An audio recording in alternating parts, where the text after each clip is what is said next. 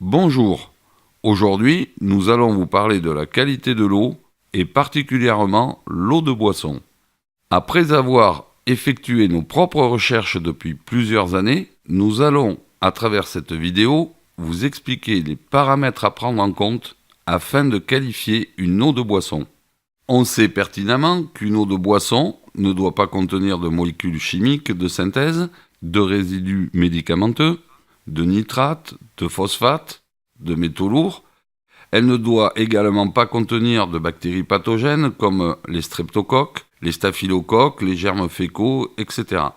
Mais outre ces paramètres déjà essentiels, les travaux de Louis-Claude Vincent, Jeanne Rousseau, Giralte Gonzalez, le docteur Brécy, spécialistes tous en bioélectronique, ont mis en évidence que le terrain biologique de l'eau était également important.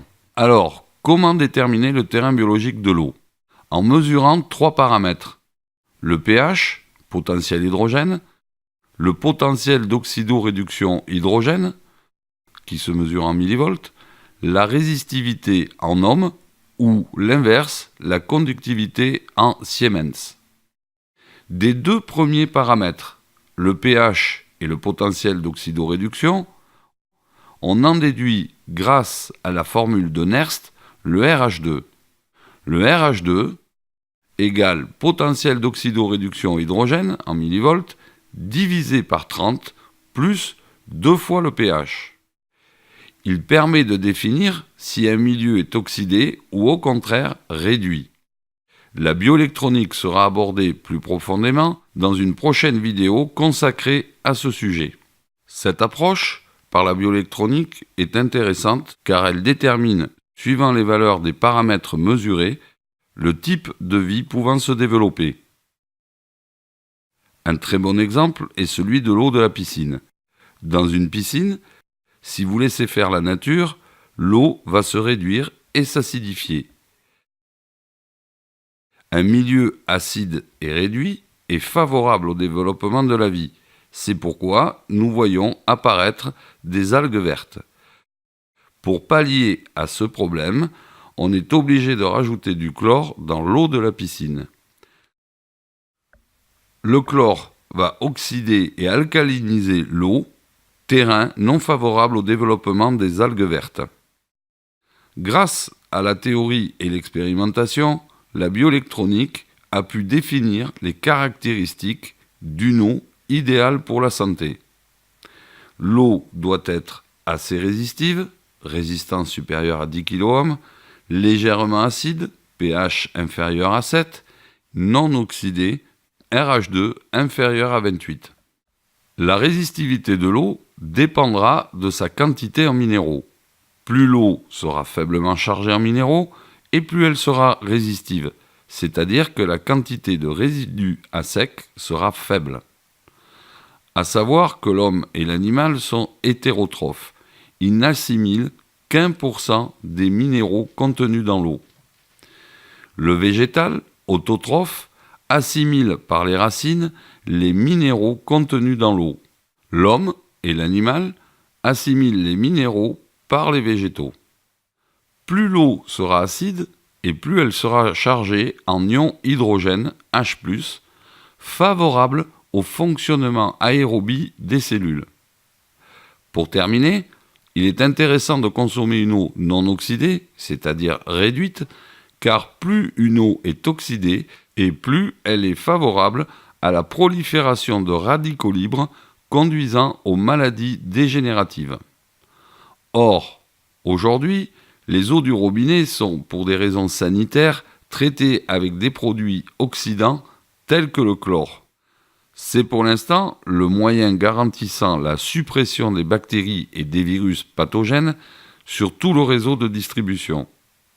Il est donc utile d'employer des systèmes de filtration afin de supprimer ces oxydants agressifs pour la santé. Comment apprécier la qualité d'une eau de boisson rapidement ?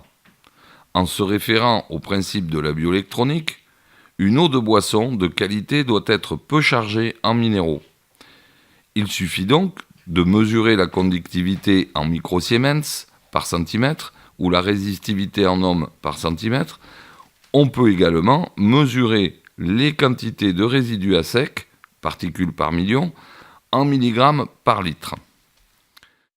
Les spécialistes en bioélectronique recommandent, pour une bonne santé, de boire des eaux dont la résistivité est supérieure à 10 kOhm, ce qui correspond à une conductivité inférieure à 100 microsiemens, ou encore n'ayant pas plus de 30 mg par litre de résidus à sec. En pratique, ces mesures peuvent être effectuées avec un bioélectronimètre ou encore avec des mesureurs de type stylo. On peut également procéder à une électrolyse permettant de précipiter les éléments présents dans l'eau. Voilà, par exemple, le résultat obtenu lors de l'électrolyse d'une eau osmosée, à gauche, et d'une eau du robinet, à droite. On constate qu'il n'y a pas d'éléments précipités dans l'eau osmosée. En plus d'éliminer les molécules indésirables, il est intéressant d'utiliser des systèmes permettant de structurer l'eau par des moyens mécaniques, vortex par exemple, et ou en l'informant. Les résultats sur le vivant peuvent être mis en évidence en observant les globules rouges ou à travers des mesures avec des clichés obtenus par la caméra GDV mis au point par le professeur Korotkov. D'autres moyens, par mesure bioénergétique sur le vivant, comme par exemple le système Time-Weaver, VEDA-Pulse, LVA, permettent également de mettre en évidence l'effet bénéfique sur les personnes ayant consommé de l'eau correctement structurée. Pour en savoir plus sur cette notion d'eau structurée ou informée, nous vous invitons à regarder sur YouTube les vidéos de Marc-Henri, professeur à l'Université de Strasbourg. Les avantages d'une eau filtrée sont multiples. Le fait déjà de supprimer le chlore permet de ne pas oxyder notre organisme et de ne pas agresser la flore intestinale. Souvent, des personnes se plaignent de démangeaisons après une douche et pensent qu'elles sont allergiques à l'eau. Or, en éliminant le chlore par filtration, ces mêmes personnes n'ont plus ce désagrément. En fait, elles ne sont pas allergiques à l'eau, mais au chlore. L'eau filtrée, sans métaux lourds, sans chlore, sans pesticides, est également bénéfique pour l'arrosage des plantes et pour laver les légumes. Il est aberrant d'acheter des légumes bio pour ensuite les contaminer avec des molécules chimiques diverses et variées, pouvant encore être présentes en très faible quantité dans l'eau de ville. Les boulangers, utilisant nos systèmes de filtration et dynamisation, constatent de nettes différences lors de la levée de la pâte, du goût et de la texture de leur pain.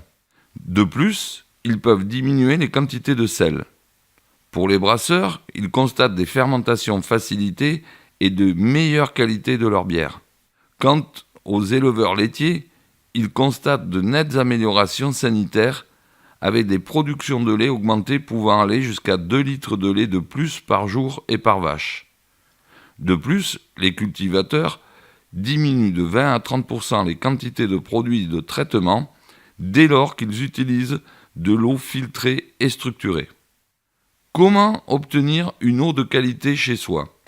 En utilisant des systèmes de traitement de l'eau par filtration successive afin d'éliminer les éléments indésirables. Il existe des systèmes de filtration pour traiter l'eau du réseau d'une habitation ou alors pour traiter un point d'eau en particulier. Pour toute la maison, nous avons retenu un système 3 étages permettant de filtrer les sédiments et les boues avec 2 cartouches de 50 et 5 microns, suivi d'un filtre charbon actif KDF capable d'éliminer les molécules médicamenteuses, les métaux lourds, les pesticides et le chlore. Si vous ne souhaitez pas filtrer toute l'eau de la maison, vous pouvez filtrer uniquement l'eau de la douche avec un filtre spécifique et l'eau du robinet en positionnant un filtre robinet ou alors un système de filtration sous évier avec un robinet indépendant. Pour affiner encore plus la filtration, nous préconisons l'osmose inverse directe sans bonbonne. Par rapport aux filtrations par charbon ou KDF, l'osmose inverse assure une filtration au nanomètre et permet l'élimination des nitrates, des phosphates et des bactéries pathogènes. L'eau osmosée possède les caractéristiques d'une eau idéale pour la santé, telles que définies par la bioélectronique. À noter que l'eau osmosée, par les systèmes proposés pour les particuliers, n'est pas totalement déminéralisée. Pour déminéraliser l'eau par osmose inverse, il faut faire appel à des membranes très spécifiques, nécessaires pour des cas très particuliers. Ces eaux sont en général utilisées par les laboratoires ou pour les dialyses. Ces eaux très pures, comparables à de l'eau distillée, peuvent amener à une déminéralisation des cellules et présentent donc un danger pour la santé si elles sont consommées régulièrement. Avec un osmoseur pour particulier, plus besoin d'acheter de l'eau en bouteille plastique, nécessitant un recyclage et représentant une source de pollution pour notre planète. Toutes les filtrations utilisant des cartouches charbon KDF ou des membranes par osmose inverse sont à utiliser uniquement pour filtrer l'eau de la ville. Dans le cas d'eau de forage, de pluie ou de puits, il est impératif de rajouter un traitement par ultraviolet après une filtration pour éliminer les bactéries pathogènes et les virus. Nous voilà arrivés à la fin de cette vidéo. J'espère que toutes ces informations vous auront été utiles. Je vous invite à nous retrouver sur notre site www.eau-naturel.fr afin de recueillir des informations supplémentaires et télécharger notre catalogue. Vous pouvez aussi voir des vidéos concernant l'eau sur notre chaîne YouTube Econature. Je vous dis à très bientôt dans de nouvelles vidéos. Au revoir.